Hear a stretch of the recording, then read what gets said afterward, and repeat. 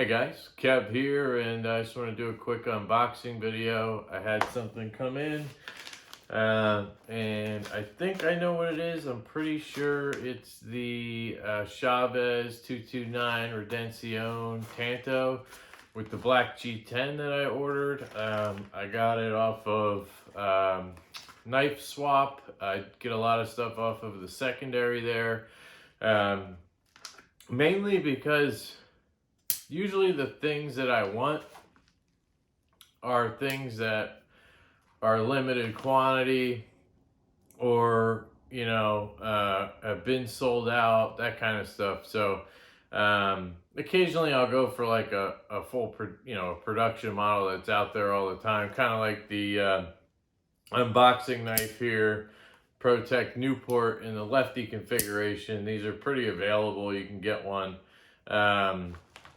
In a couple retailers, and they stock them. I just did the review on this, so check that out. But anyway, let's get into this. This will be the unboxing knife. I don't want to show any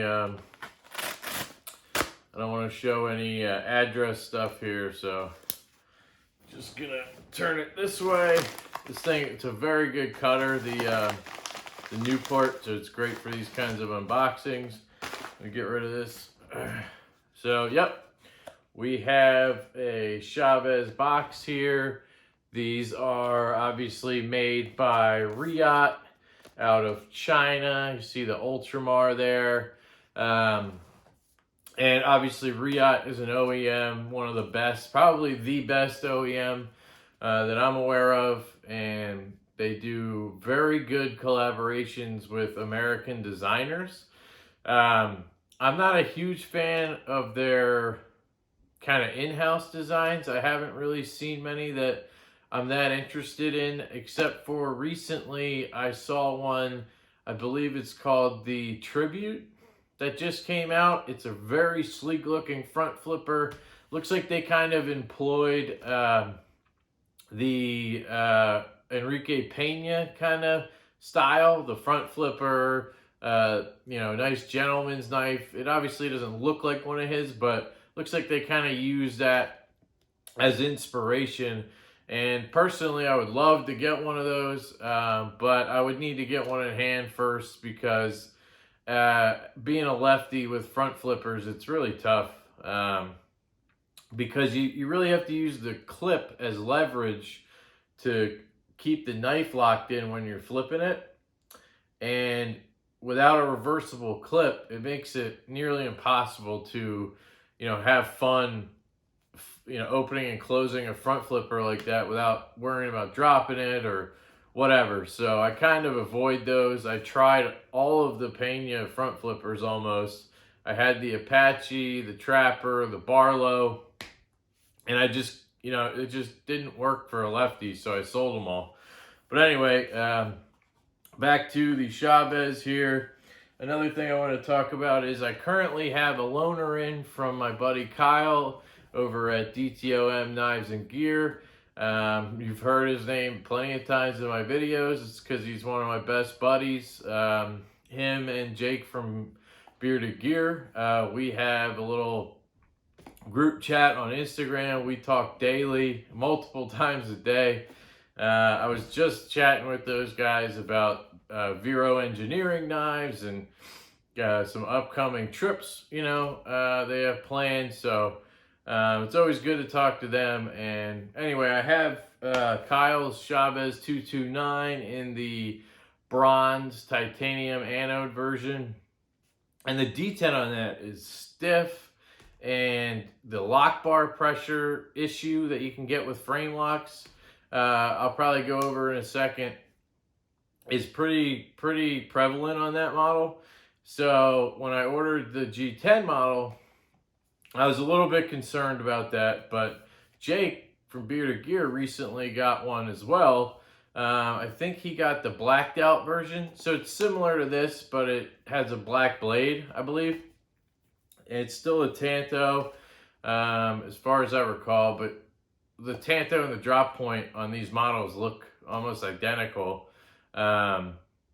But Jake has one, and he says that the detent's much better. He can Spidey flick it. So I'm really hoping that this model was made around the same time. So we have the Redencion 229 Tanto Stonewashed Titanium Black G10 Machine Blade. That's the model we have here, guys. Hope you can see that. There's the UPC code on the other side. And let's get into this. So we have a cool magnetic clasp here. I've never seen one of these boxes, so and then it opens up to a foam kind of insert. We'll take that out. We got some silica gel. Move this stuff over here, and then there we go. There's the frame side of the knife, and let me just get it out here, guys. All right, so here we go. This is the black G10 version, and you can see the skull clip, which is one of my favorite parts of a Chaves design, is that skull clip. I just think it's so cool.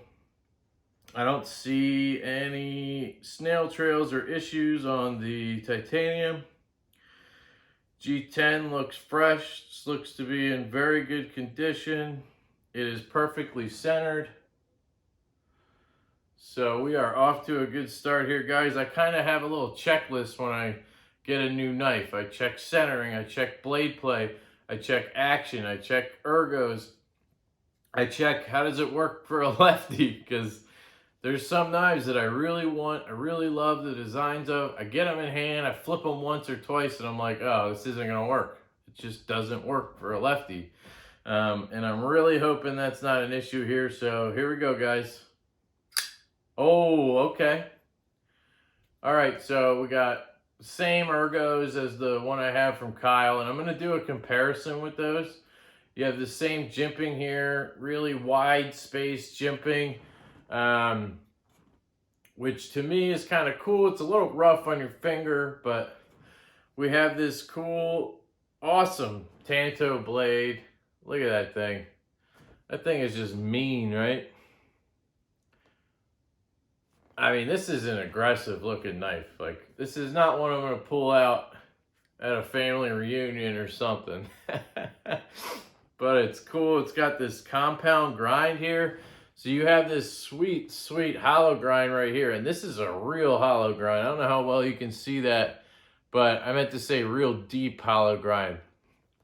That's a really deep hollow grind. You can feel it sink in when you slide your fingers down. And then it goes into this flat grind up here that goes out to the tip. You have this really cool swedge up here. And then you have a very robust tip. It actually goes down to a pretty thin tip if you look at it. So it's not as robust as I initially thought. But it's very well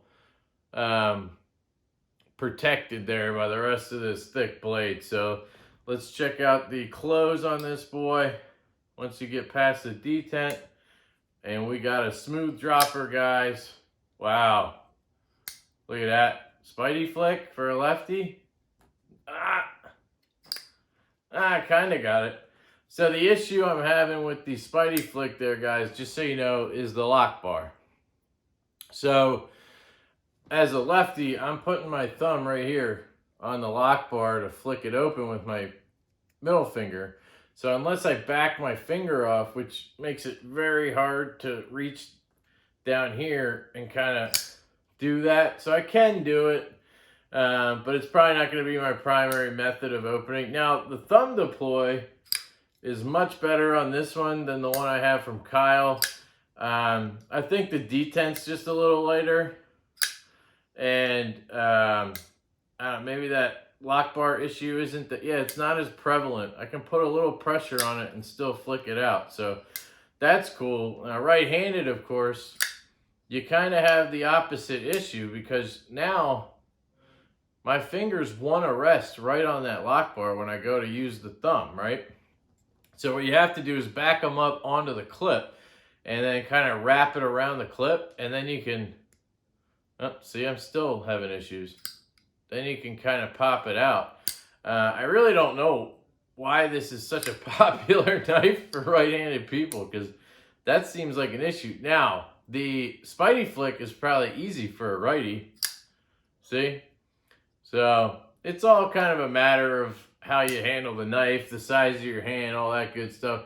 I'm mainly going to just be flipping it with my thumb here, and I'm really enjoying that. One thing I kind of have one thing I don't like about a lot of Riots, which amazes me, honestly, is that there's no detent ball ramp, you know? There's no ramp for the detent ball, so when I go to close it, you have that kind of double clutch issue. You have to break it. You have to break it right here, you hear it? And then it'll drop. And it drops really nice, but, you know, as a lefty, I use my index finger. So I use my thumb to push over the lock bar, and then my index finger to roll the blade past the detent ball. And when I do that, I have to then readjust to drop the blade. And a lot of times when I do that, it catches right on the detent ball spot, and it kind of like shoots back, and then it locks back up, or it sits in that in-between kind of space. You see that? As a righty, you can just push the lock bar over, it drops past that, and then you're good to go. But as a lefty, you can't really do it that way. You have to kind of push it past, and then get your fingers out of the way, roll around, and then drop it. So it's just something, you know, to get used to. I'm really, really digging this one, guys. I think a full titanium one would be cool, but I really like the weight on this. That other one I have from Kyle is really a beast. It's pretty heavy, and this substantially removes weight. I'll have to do a full comparison. Maybe I'll try to get a scale out to really show you guys, but it is a huge difference. And one last thing, this is M390 steel. You can see that right there, hopefully. There's your Chaves logo. So this is a sweet one, guys. I'm really excited I got this in hand. The price, so I picked this up off of the secondary, off of Reddit Knife Swap, and I paid $280 for this. So that's what they cost. It's usually what they go for, anywhere from $275 to $325. Depending on the model. The G10 one's usually under $300, and then the full titanium ones are usually like $325, $350.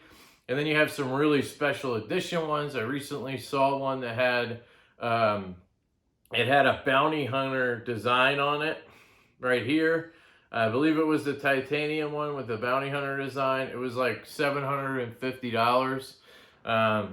You know, I'm not spending that much on something like this, but I think this was a good deal at $280. I'm really loving it.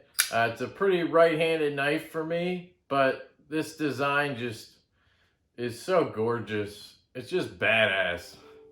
You know, I feel like a freaking badass right now because I have this knife in my hand. So, you know, it's cool factor. But anyway, that's it, guys. I'll catch up with you later. I hope you have a fantastic day. Stay sharp.